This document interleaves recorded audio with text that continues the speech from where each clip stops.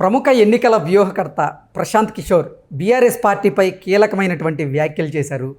లోక్సభ ఎన్నికల తరువాత బీఆర్ఎస్ పరిస్థితి అగమ్యగోచరంగా మారుతోందని, ఇది బీఆర్ఎస్కి టఫ్ టైం అంటూ కూడా ఆయన వ్యాఖ్యలు చేశారు. అలాగే కాంగ్రెస్ పార్టీ, భారతీయ జనతా పార్టీ మధ్య బీఆర్ఎస్ పార్టీ నలగడం ఖాయమని, బీఆర్ఎస్కి రాజకీయ మనుగడ ప్రశ్నార్థకంగా మారబోతుంది అంటూ కూడా పీకే గారు వ్యాఖ్యలు చేసిన నేపథ్యంలో ఈ అంశానికి సంబంధించి మనతో మాట్లాడేందుకు టీడీపీ అధికార ప్రతినిధి సూర్యదేవర లత గారు మనతో ఉన్నారు. లత గారితో మాట్లాడదాం. లత గారు నమస్తే అండి. నమస్తే.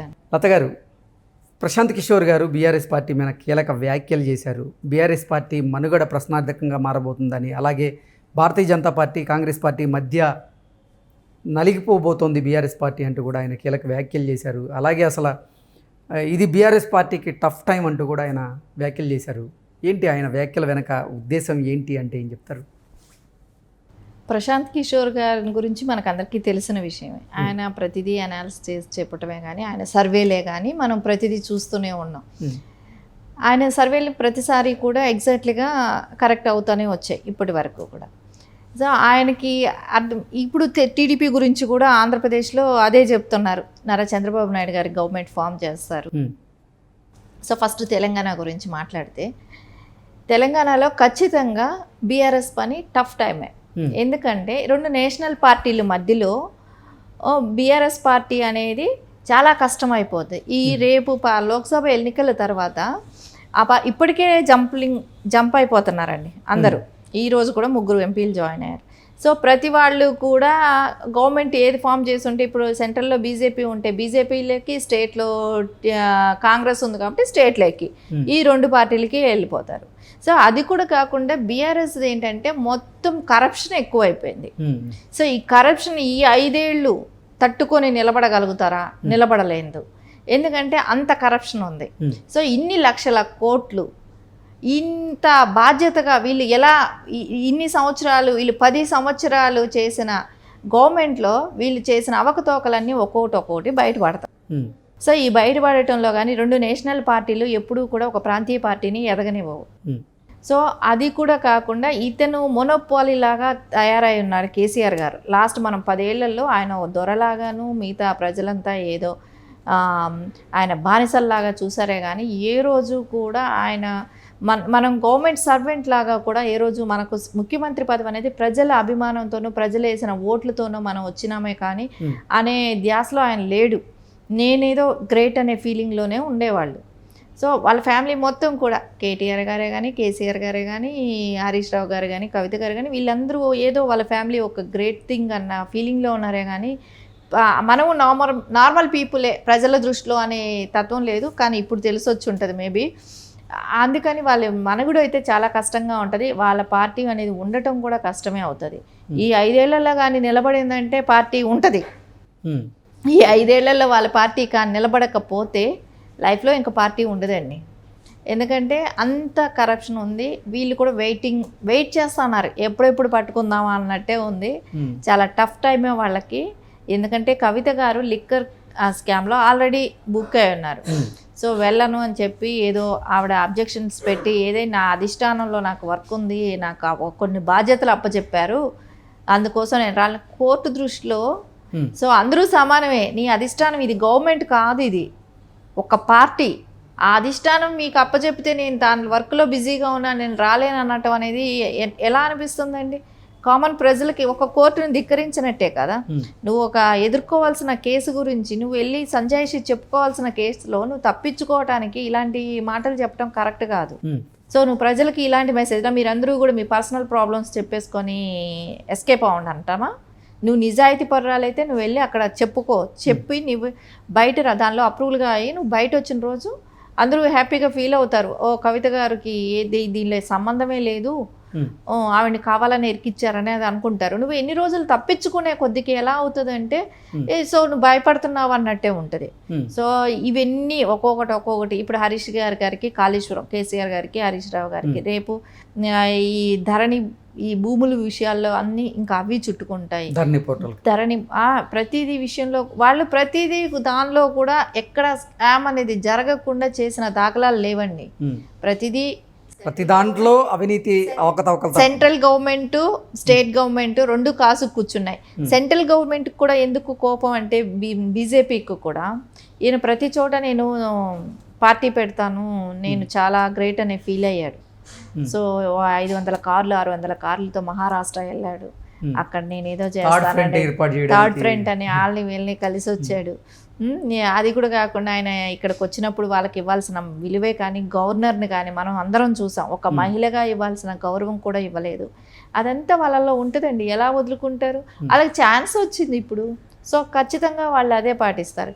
ఇంకోటి అదే ప్రశాంత్ కిషోర్ గారు ఆంధ్ర గురించి మాట్లాడారు అని అంటే అక్కడ అదే వైసీపీకి అతను లాస్ట్ 5 years బ్యాక్ మద్దతు తెలిపాడు.